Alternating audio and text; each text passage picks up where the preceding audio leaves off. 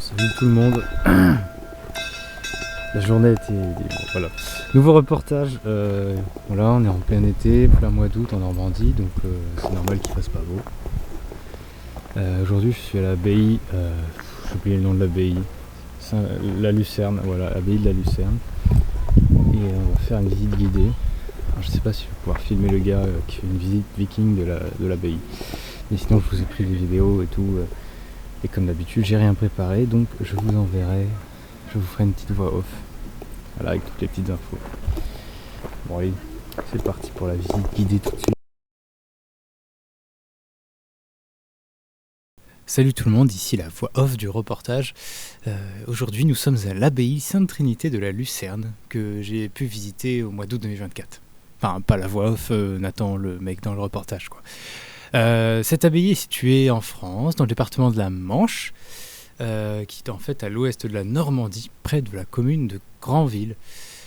On y accède par la porterie que vous pouvez voir sur cette photo, qui donne en fait sur un bâtiment d'architecture romane.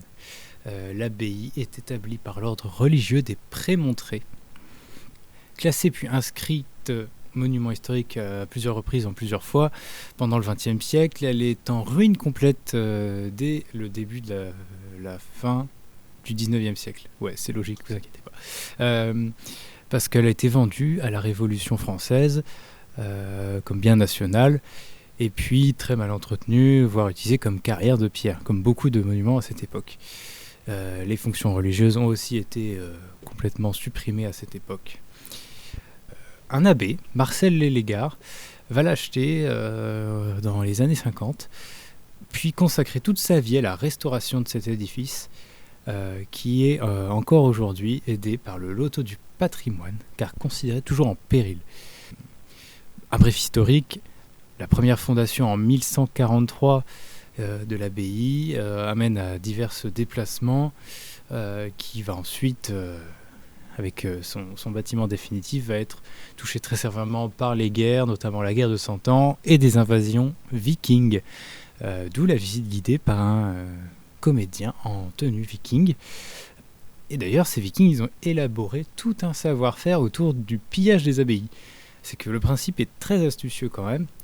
Chaque abbaye cistercienne, formée comme celle-là d'un cloître, d'une église abbatiale, etc., d'un réfectoire, en fait, elles sont toutes construites de la même façon, selon le même plan, ce qui fait que les vikings savaient où voler les objets car ils étaient stockés au même endroit. Chaque abbaye ont donc toutes les mêmes faiblesses. Il faut savoir aussi que la vie des moines était très rythmée, et selon toujours le même rythme, et en fonction de la journée, avec les prières, etc. Donc ils savaient aussi à quel moment attaquer. Et pour finir, les abbayes sont des endroits très isolés, et donc les secours arrivent généralement très lentement. Vous pouvez voir aussi sur ces vidéos, notamment la fameuse église abbatiale, qui, avec son clocher, fait penser à une sorte de mini-cathédrale. Aussi la cour du cloître, avec sur la droite l'église abbatiale, sur le fond les logements et les dortoirs des moines, et sur la gauche le réfectoire. On peut voir aussi le jardin, qui à la fois est un jardin, mais aussi un potager, avec aussi quelques champs et des pâturages pour l'élevage d'animaux, parce que l'abbaye vivait d'elle-même. Les moines faisaient de la culture, de l'élevage pour pouvoir manger, tout simplement. Il y avait aussi un cimetière, puisque les moines, une fois rentrés dans les ordres, devaient rester à vie, et même après, dans l'abbaye.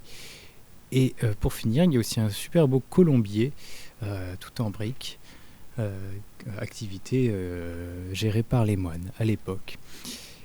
Voilà, c'est tout pour cette visite. On se dit à la semaine prochaine pour un reportage quelque part à l'université ou ailleurs en France. Et peut-être pas la semaine prochaine, on verra. Enfin bon, allez, salut, à vous les studios.